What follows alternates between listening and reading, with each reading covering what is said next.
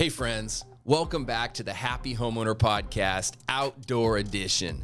My name is Dan Keller, and I believe that owning a home is the largest and most valuable asset we have, second to our time. As a veteran mortgage professional, investor, and Puget Sound angler, my commitment is to bring you content each week that will fill each one of these buckets in your life.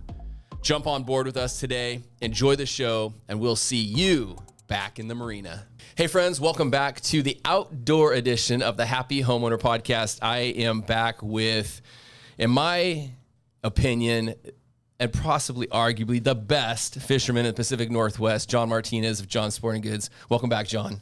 Welcome, Dan. Yeah, this is going to be fun. So let's do a little recap, because I know I've been out on the water, and I know you've been out on the water every day, and you're making the bubble look like just an incredible fishery with your photos and your catches. But June was really good. So what we saw in June was Area 10 coho.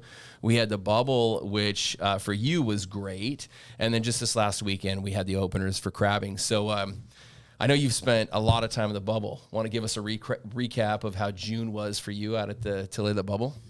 Well, this is definitely one of the best years ever in the Tulalip bubble.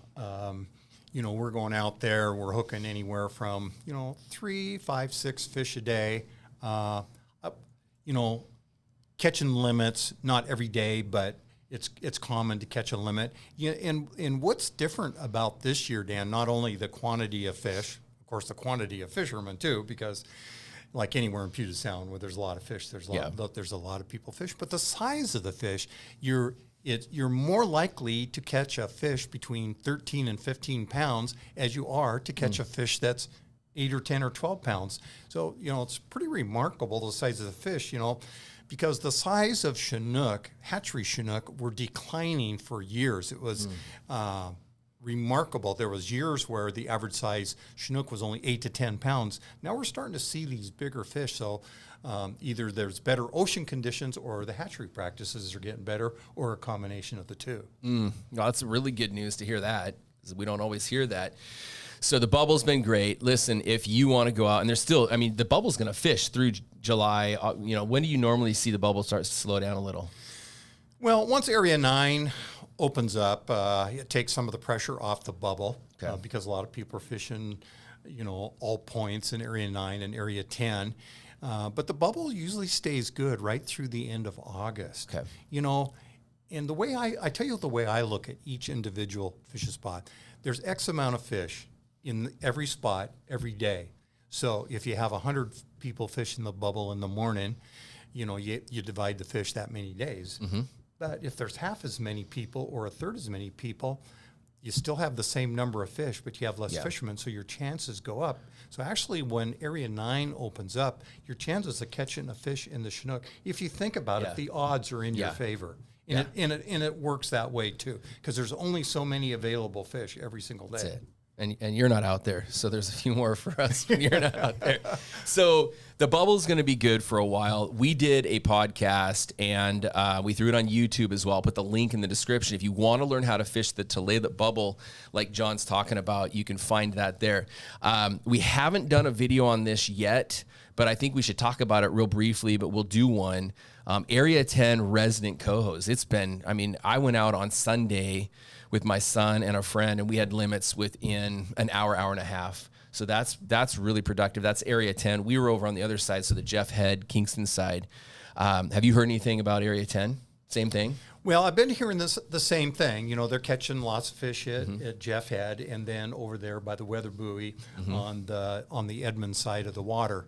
The bubble kind of steals the show because of the size of the fish, and the Chinook are a big thing in Puget Sound.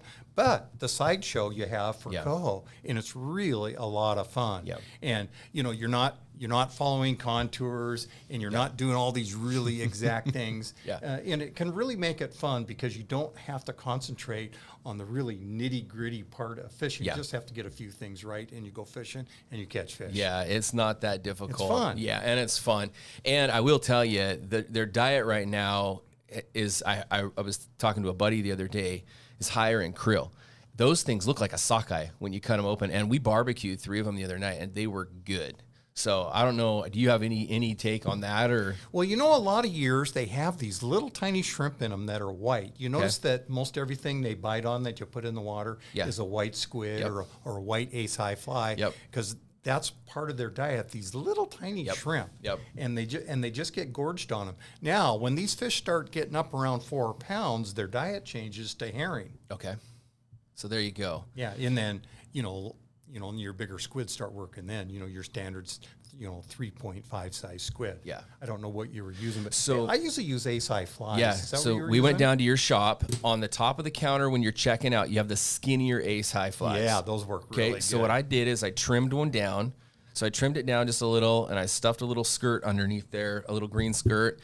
And that was it, just a white ace. And then we shortened the leader. I think we were at 32 inches behind just one of your favorite flashers. So don't overthink it. And then a herring strip. Yeah. And it was. And then you're probably down 60 to 80 feet. We were. We caught on the left side, we were at 85, and the other one we were at 75, and the left outperformed the right. So, 85 feet. And you're never close to the bottom. You don't have to worry about it. Oh, yeah. Yeah. We were way out in the middle of 400, 500 feet. Yeah. So. Fun fisheries, and then crabbing was just off the hook. I mean, I was in Area 10. I know you were you Whidbey? Yeah, I fished by Langley, and we were catching, this is a true story. Ann and I and my grandson, we were out there. The pots in a 2-hour soak, they had so many crab in them, it took 2 of us just to lift the crab pots over the side of the boat. And it usually takes an overnight soak to catch that many crab. Now, out of all those crab, there's a handful of legal crab. Yeah. But God, it was amazing. I tell you what, when I pulled them up, I was like, holy moly. Yeah, that's fun. And crabbing, those things are delicious too. It's so much fun. So much fun. July is going to be a killer month on the water. So we're here today to talk about summer Chinook. And specifically, we're going to probably tailor most of the conversation today around Area 9, but we're going to touch on Area 10 and Area 7. Which is up in the San Juans, which is where I will be. But why don't we start off with the dates for the openers. And again, this is a podcast. This is going to be a video. Always check your regulations. You do a good job posting on these, but they are subject to change. Boy, things can change. But as a rule of thumb, Area 9 and Area 10 are going to open July 13th. Which is a little different than what it does. Most salmon seasons, they start on the 16th of the month. Okay. In fact, I was ready to go out until I looked up the rules this morning. Yep. Thought, I better start getting ready for this because it's pretty exciting. So July 13th, and it's going to be, now remember, it's going to, not in 10, but in Area 9, it's going to be open Thursday, Friday, and Saturday. Okay. In Area 10, it's open every day of the week. There you go.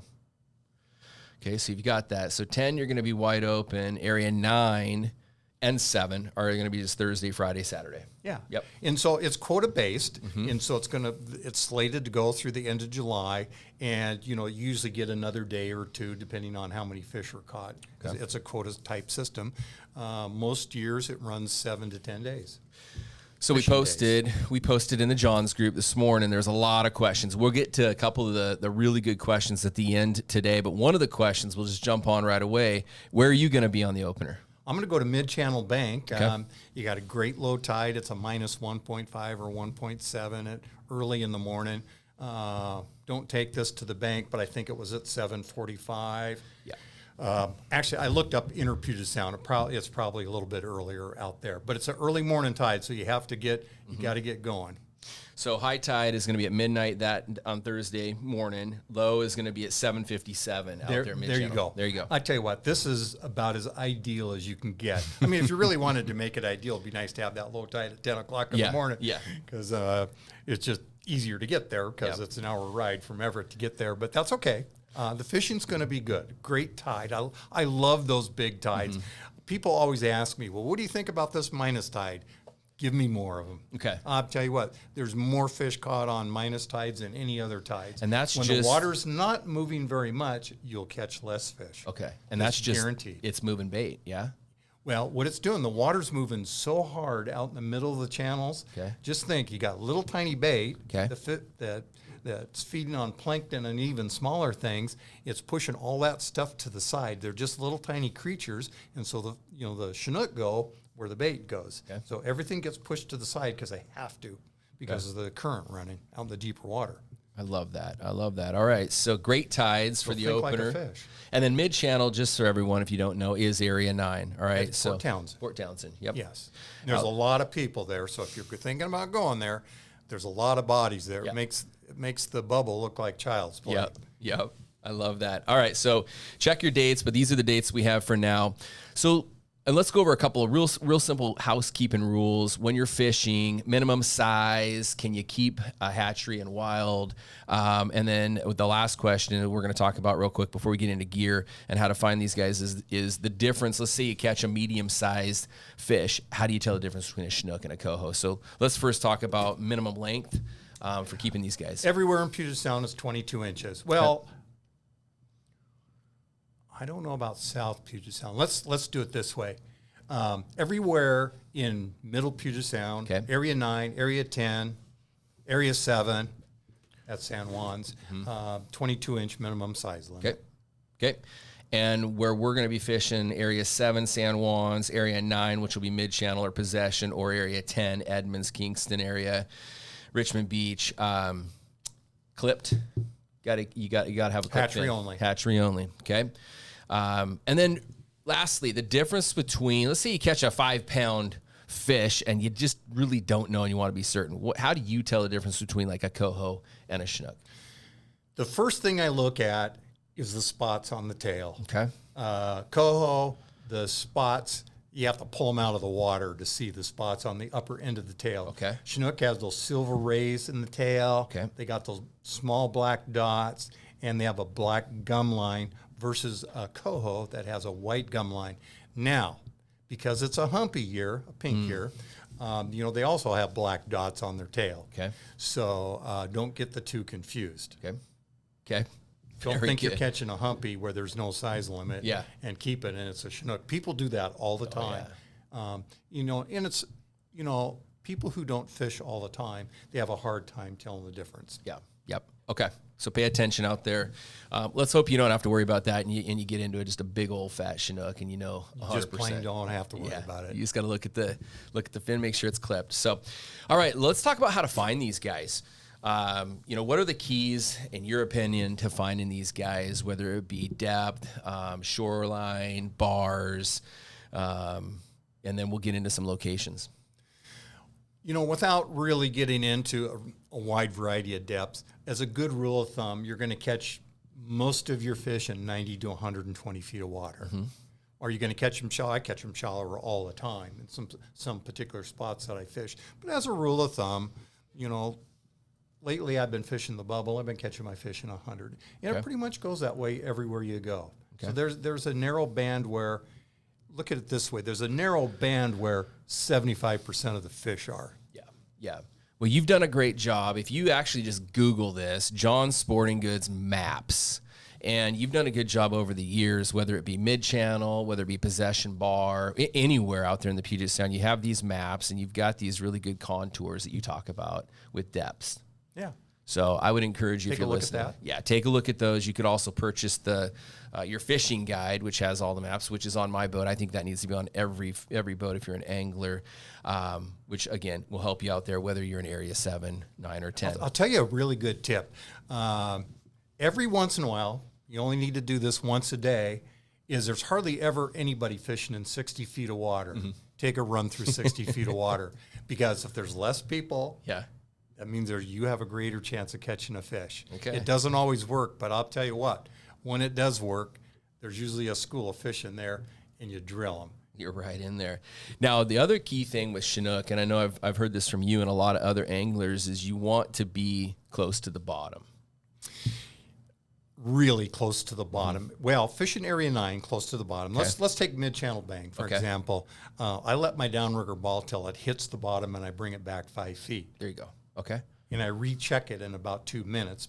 As you get forward motion with your downriggers, then you have to let a little bit more out. It's not uncommon to be fishing in 90 feet of water and letting out anywhere from 120 to 150 feet of line where the current's running really hard. Yep.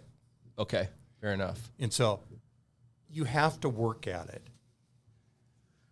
You have to be That's why there's just a handful of people catching a lot of fish. Yeah. It's because they're working their gear all the time. Okay. And I'm telling you what, it takes a lot of work to keep that stuff placed near the bottom. Yep. It's not one of these things where you put the downrigger out and then you go sit down. You can do that and you will catch fish. Yep. Just that you're going to wait a long time between strikes. Yep. And that's not as much fun as catching them frequently. Yeah, that makes a lot of sense. And I know Chinook fishing's a little bit more work than coho fishing, where you're just dropping down 60 to 80 feet.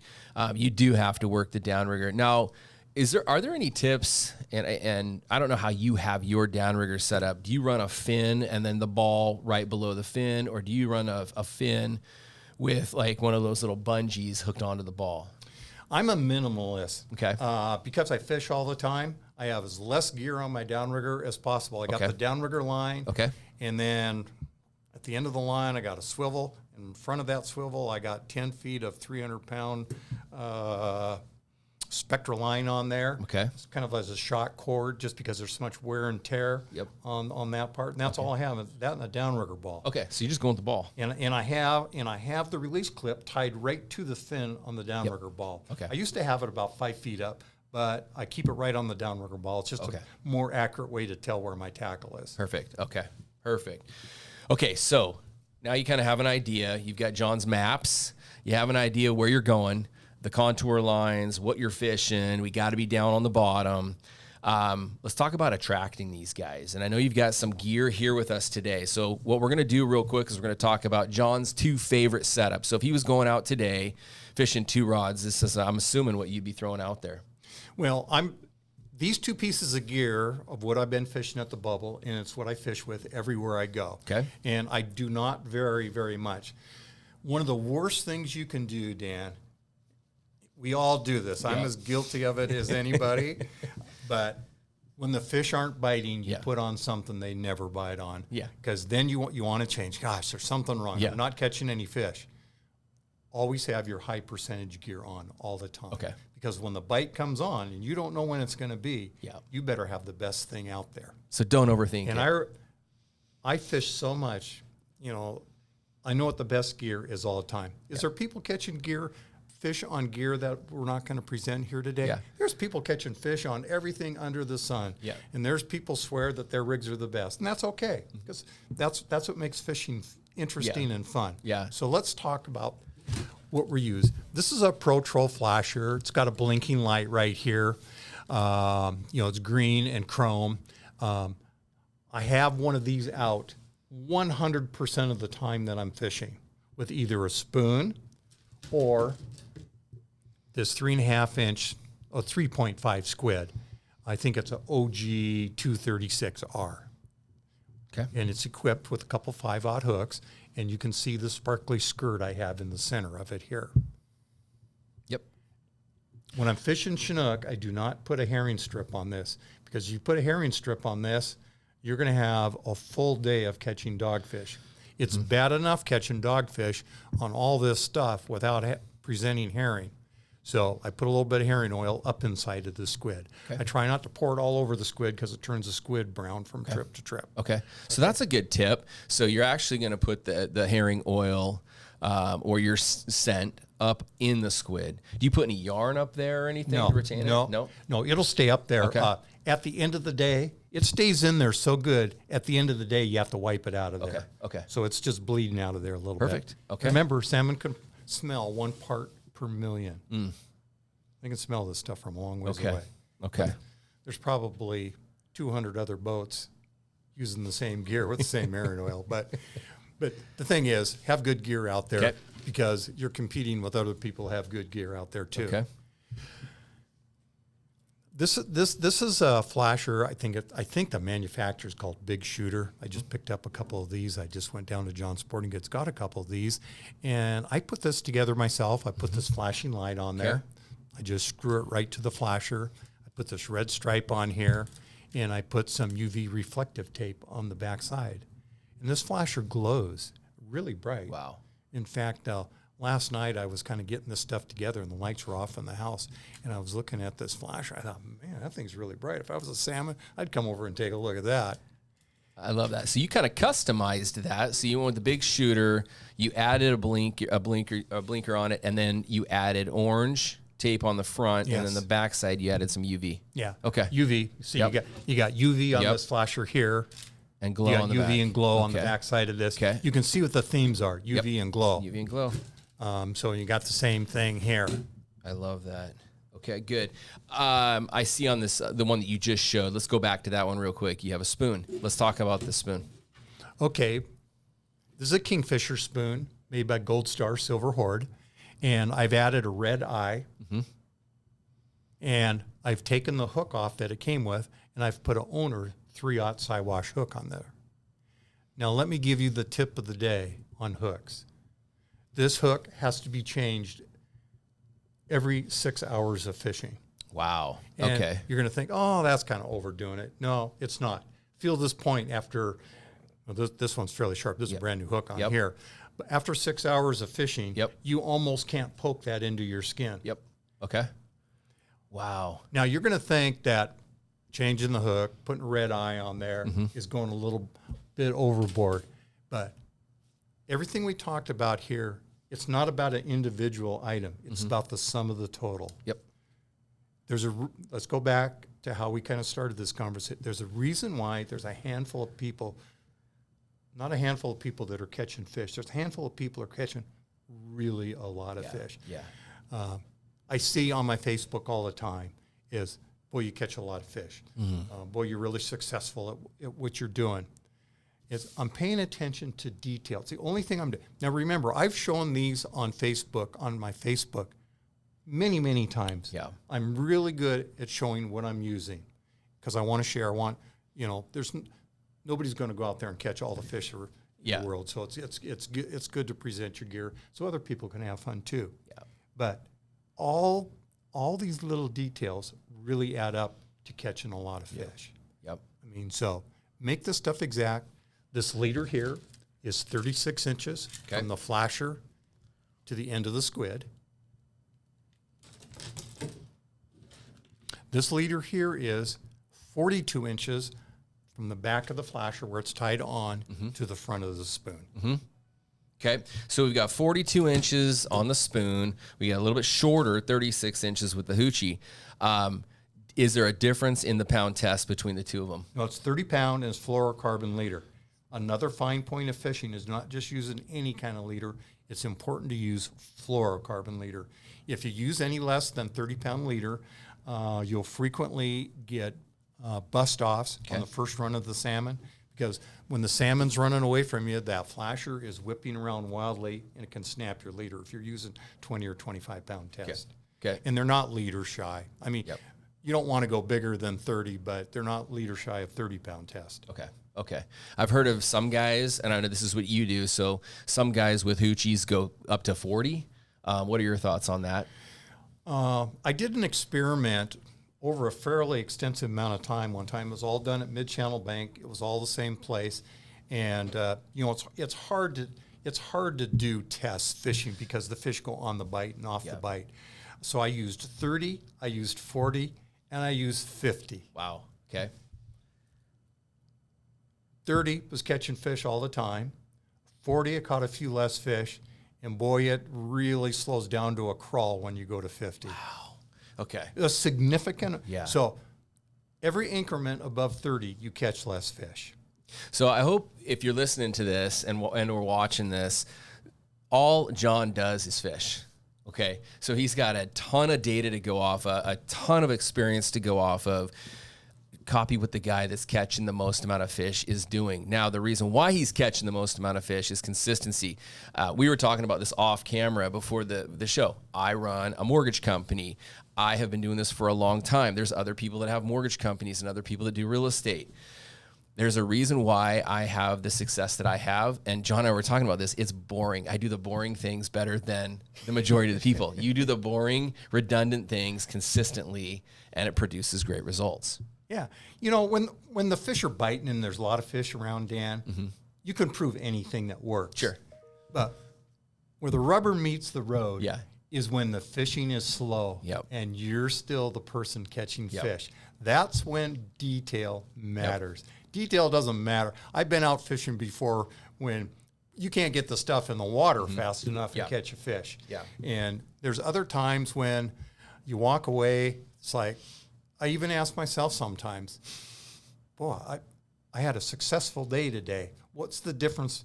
Because we're all using the same amount of gear. Yeah. And I just kind of think it out a little bit so I can repeat that same strategy on.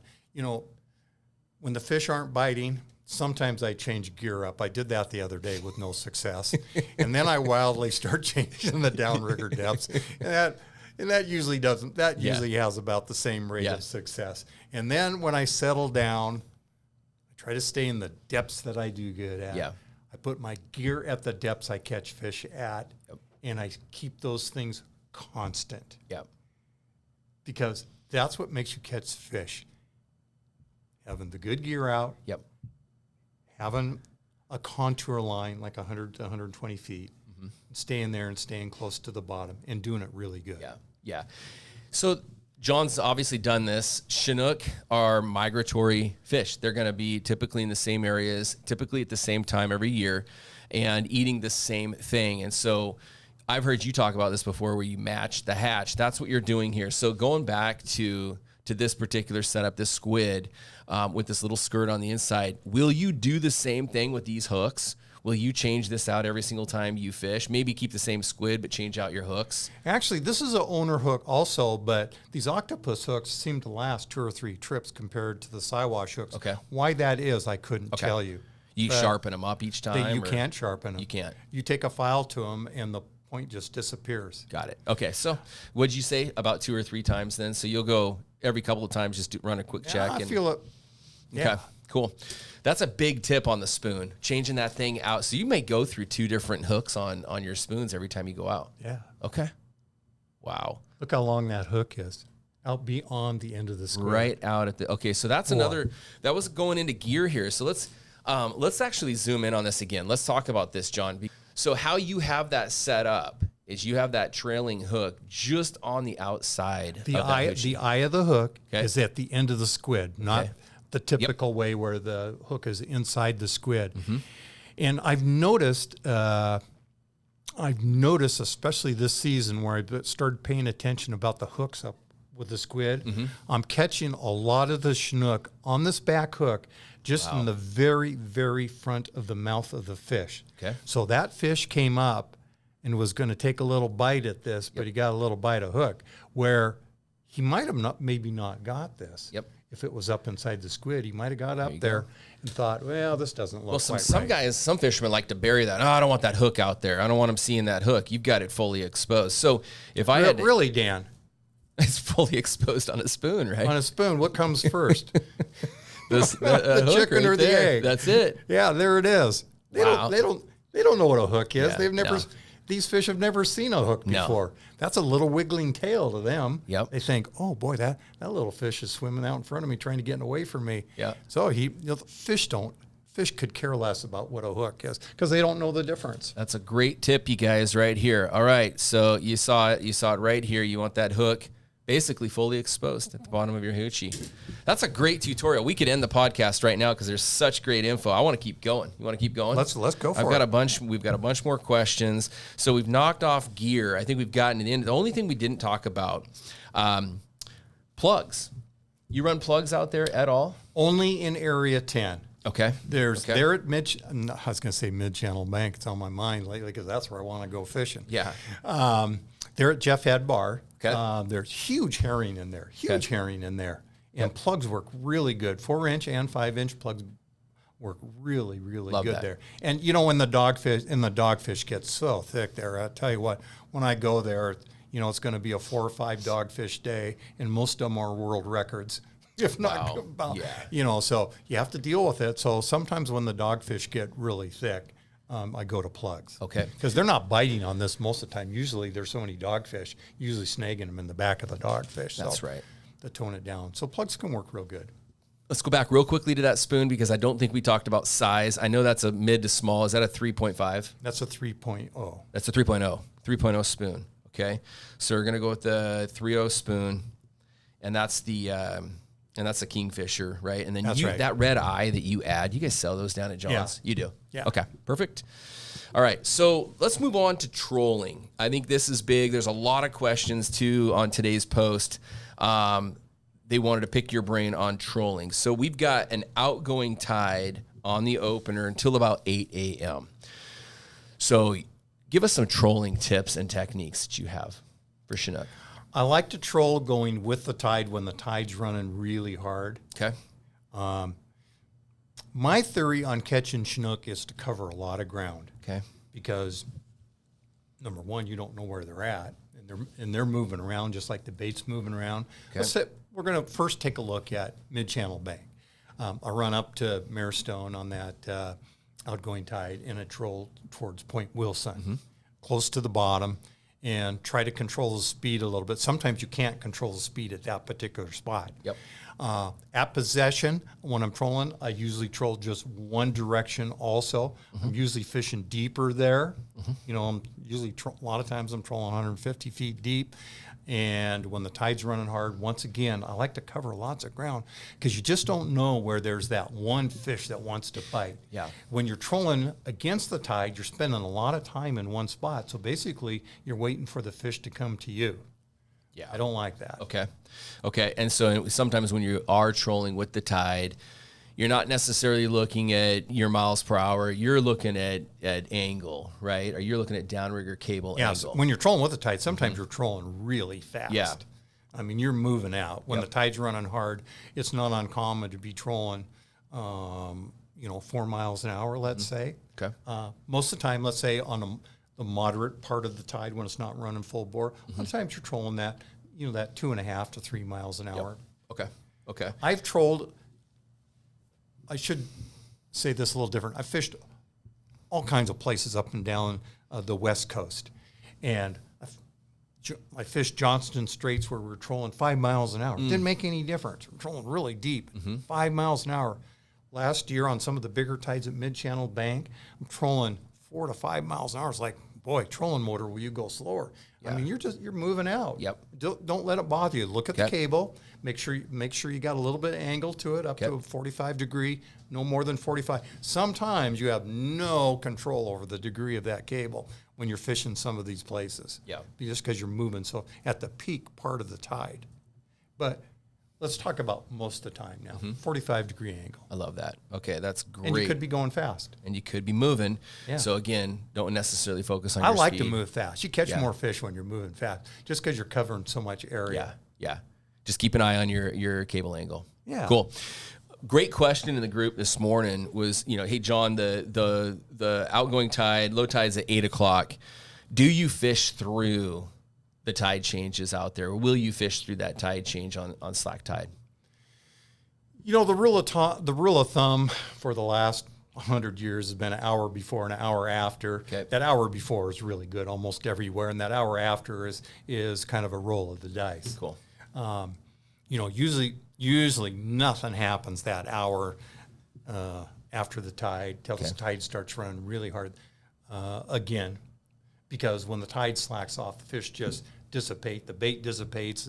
It runs out in deep water wherever they go. They go deep. They go out in the middle of the channels. They can be everywhere. Okay. And then when the tide starts running hard again, depending on either direction it's going to go, the fish start biting again.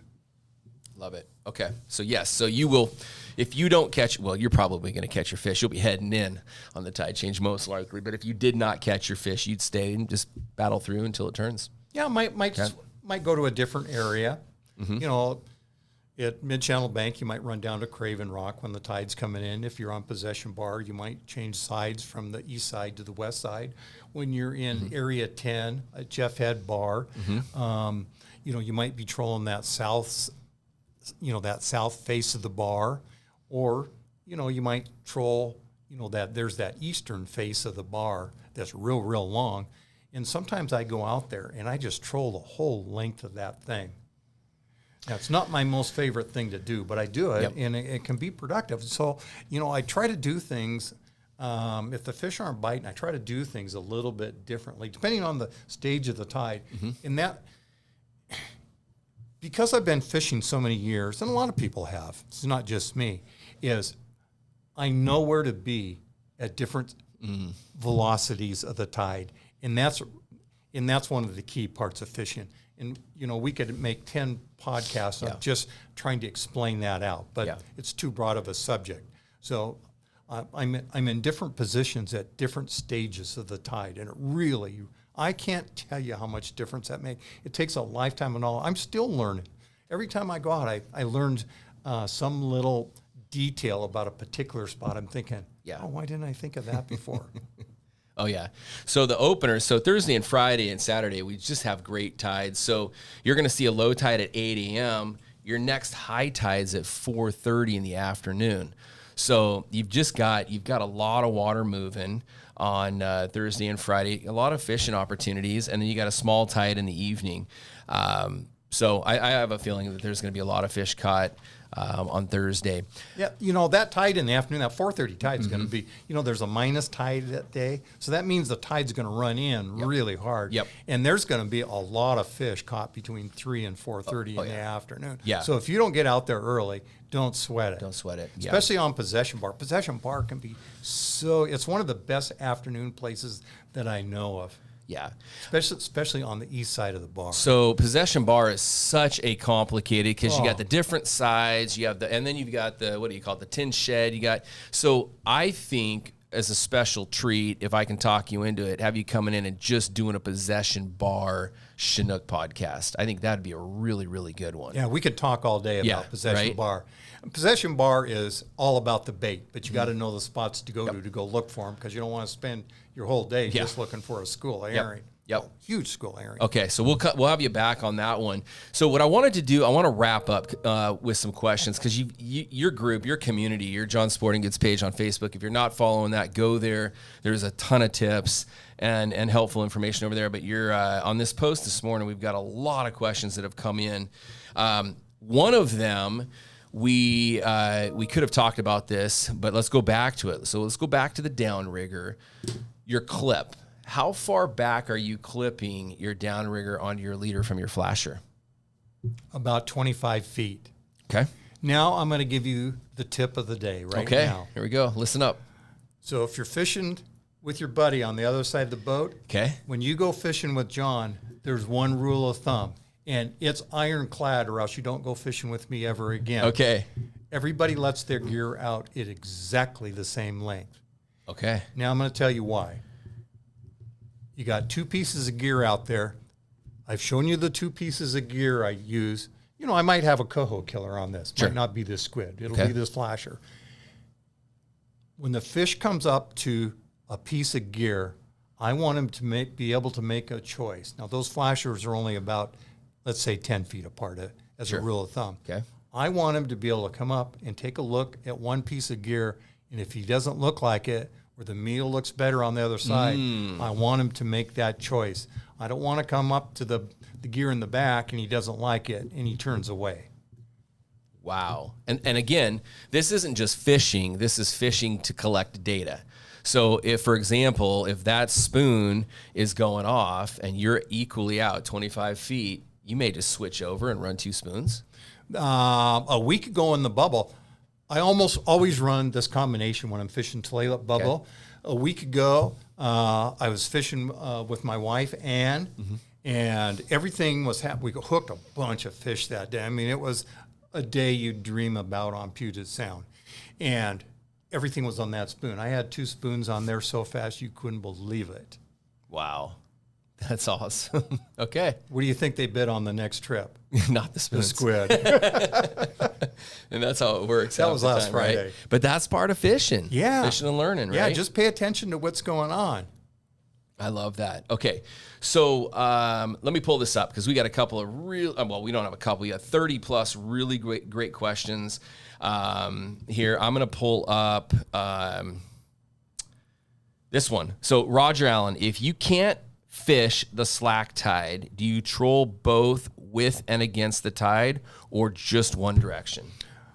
If I had a choice, there's a lot of rules of thumb here. If I had a choice, and we just covered that, if the tide's running really hard, I'll only troll one direction. When the tide slows down to where you can troll 2.5 miles an hour in both directions, which is not always possible, except when the tide slows down, and then I'll troll both directions. But when the tide's running hard, I'll only troll one direction, because back to what we said earlier, I like to cover ground because I want to go find the fish. I don't want to wait all morning for the fish to come to me. I like to move out. Okay, great question and a great response. All right, Luis Sanchez, another great question. Where should a beginner start when tackling Area 9 or 10, and what are some things to look for and mistakes to avoid? If I had to send a beginner fisherman to a place where he had a really good chance of fishing, I'd tell him to fish on the east side of Possession Bar. Okay. Put your gear down. First of all, as you're trolling along, look for bait and look in 90 feet of water. And the next troll, take a slice out deeper out to 150, and the bait's going to be in one of those two places, sometimes deeper, and then troll in that area. Okay. You're going to catch fish there. And then, Luis, going back to the setup, it doesn't get easier. You don't have to worry about, trolling herring or anything. Go down to John's, get one of these flashers or both of these flashers, grab a spoon, grab a hoochie, or grab a couple spoons. Yeah. Okay. You mentioned earlier coho killer. I fish coho killers out at Mid-Channel when I go. It's one of the best things there is. Okay, so let's talk about what is a coho, because someone asked in here too, what kind of spoons do you recommend? So a coho killer is a version of a spoon. So let's talk about coho killers. It's just a little skinny spoon. Okay. That's about 3.5 inches long. That looks like a candlefish. And you know what, Dan? I put these big hooks on there, those 3-aught hooks on those. Oh, you bet. Okay. The fish don't have any idea what that hook is. Okay. Well, really, really effective. I love that. The fish are feeding on candlefish there. Rarely will you find clean a fish out from Mid-Channel Bank that has a herring in it. Okay. Yeah, I love that. Okay, so coho killers, and I will put a link in the description too, and actually just put one up on the screen here in a second. There's a pretty good chance when I fish there that I'll have a coho killer on this rig here and this 3.0 spoon on this other rig. Okay.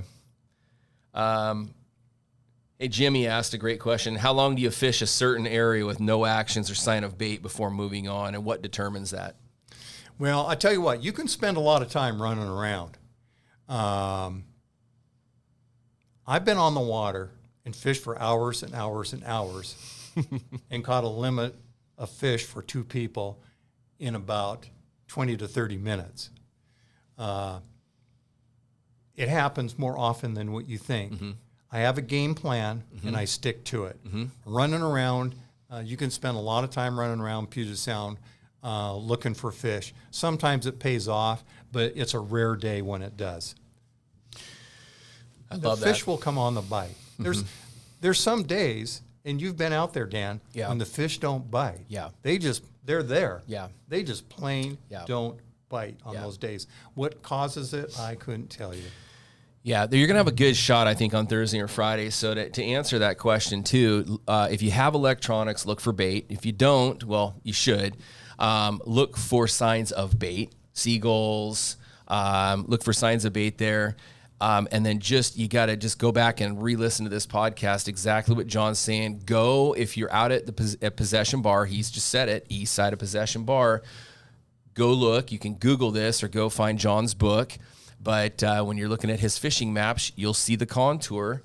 Troll that east side of that bar, or if you're out at Mid-Channel, same thing. Troll that bar. Listen to this podcast with the tide. Here's the setups. Here's the speed, the downrigger angle, and give it heck. And sometimes you win and sometimes you lose. But if you do this, your chances of winning obviously increases. Yeah, and sometimes when the tide's running hard, don't be afraid to let a lot of cable out. Sometimes when I fish the east side of Possession Bar, when I'm fishing 150 feet of water, sometimes I'm letting out 200 feet of cable. Yeah. It takes a lot of work to fish 200 feet deep, because you got sharks, you got sand sole, and you have salmon. You got 3 fish. And there's more sand sole and more sharks than there are salmon. Yep. So you're catching a lot of different things, and so it's a lot of work. So check your gear. Yep. But if you have to fish deep, you can be, it can really be good. Yeah. Yeah. Give it heck, you guys. Last question of the day. So you used our techniques that we're talking about today, the gear. You went down to John's, you stocked up, you went out on opening day, and you got your fish. how do you care for your fish? So from, hey, it's a hatchery, we're bonking it, what do you do next? Has to be bled immediately. Okay. And how do you do that? Well, on my boat, I got self-bailing scuppers on the side of the boat. Okay. And so, I just take a knife to the gills, just rake it and get the fish bleeding. So let him bleed there. Cut through the gills. If not, if the fish is not too big, put them in a bucket. Okay. When I'm coho fishing, that's what I do. I catch a fish and I put them in the bucket and let them bleed. The fish have to be put on ice immediately. Okay. Yep. I'm telling you what, I think my ice bill is as big as my gas bill, if that's possible. But it's really important. It's really, really expensive to go salmon fishing. Yep. So if you're catching these fish, they're expensive to catch. Take good care of these fish. The fish have to be cleaned as soon as you get to the dock or on your boat or at your house, but it has to be on ice all the time. Don't run out of ice. Okay. Because these fish are valuable, they taste really good. I just feel blessed to be able to go out and crab and catch Chinook and catch coho out of Puget Sound. The fishing in the last few years is really good. I mean, the fishing's really good. So take care of your fish. Yeah. One of the things that I've done with you guys is I've gone out and I've frozen about 3 1-liter bottles, and I went down and bought a kill bag from you guys down there. I've got a kill bag on the boat. Same thing, bleed it right away. I've got a bag of ice in there with a couple of those bottles, and we throw our fish immediately on ice. So I think that's a great rule of thumb. And like you said, these things are expensive. We spend so much time and money to catch them. Take good care of them. So great tips. This was an incredible podcast again, John. If you guys have questions, I want you to post your questions in the John Sporting Goods page. That's a great community. I know your team down there. I know Connor and Malachi and the guys down there get right on those. We'll keep the information coming for you guys, though. Yeah, and if you're looking at depths and you want to look at this tackle, just scroll through my Facebook page. All these questions that you ask, I've answered many times, repeatedly over the last few weeks. So just go look through. Anytime you see a fish picture of me or one of the people that I took fishing, go take a look. A lot of times I'm talking about depth and lures. Sometimes not, but you'll mine a little bit of information out of every single one. Cool. So go do a little research. I love that. Reach out to us. Let us know what you want to learn next. We got John coming back for a Possession Bar Summer Chinook podcast next, so we'll get that out to you guys here in the next few days. But in the meantime, everyone have great luck out there on the opener, and we'll see you on the next episode of the Happy Homeowner Podcast Outdoor Edition. Bye for now.